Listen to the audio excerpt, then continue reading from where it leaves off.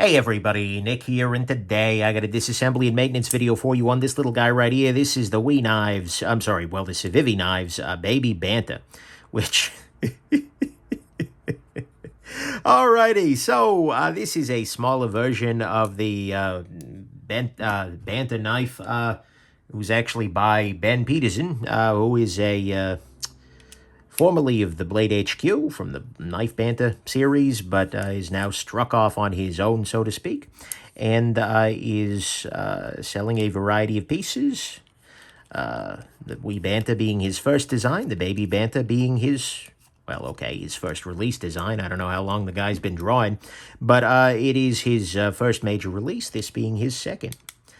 And this is a tiny knife. This is sort of a competitor to the Spyderco Dragonfly, which is actually, it's a little bit more baby than I expected. That's not a problem necessarily, as somebody with little, we'll just say baby hands for the moment.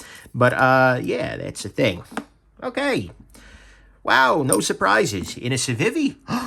What a shock. Okay, I am surprised by being unsurprised.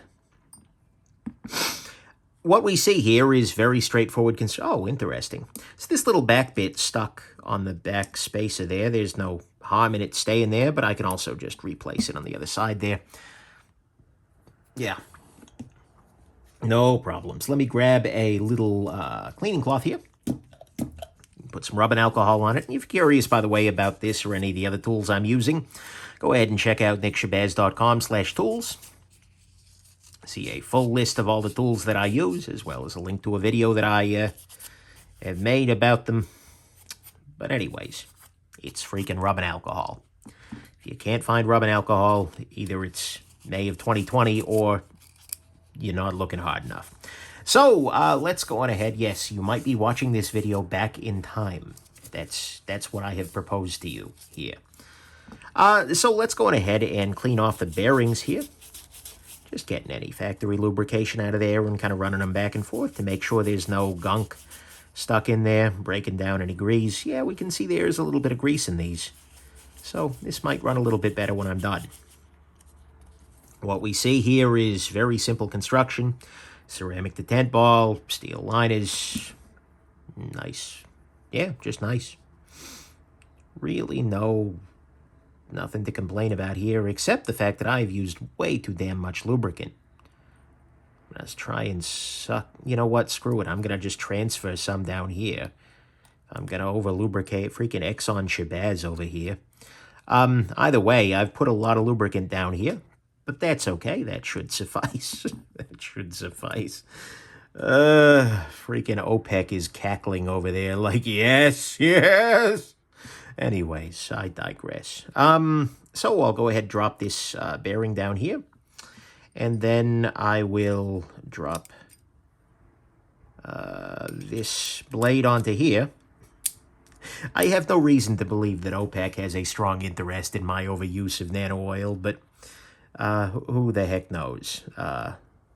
Stranger things have happened. Okay.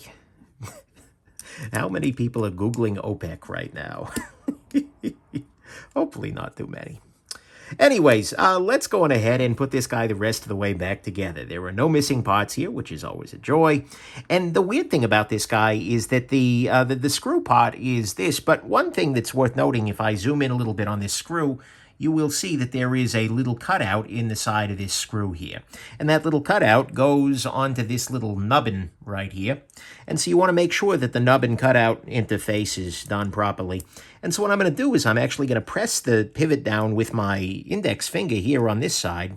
And then I'm just going to rotate the pivot, and I'm going to turn the screw on the other side. And again, my goal is to make sure, because I know the alignment of this. This is going to keep that C in a very specific position.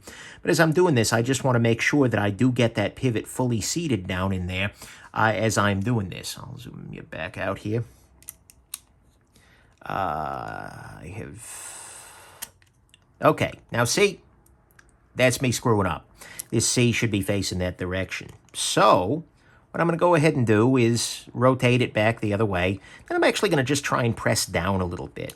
There we go. So now I've got the pivot snapped all the way in. And as long as I keep my finger there, I should be able to tighten the other side just fine. There we go. And I believe the pivot is in good working order.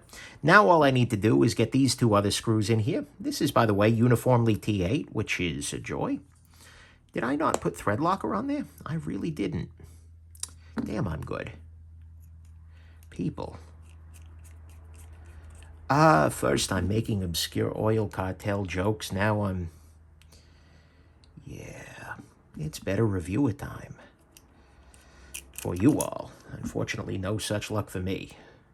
I guess I could just start watching other people's stuff. How to watch some other dude disassemble and maintain.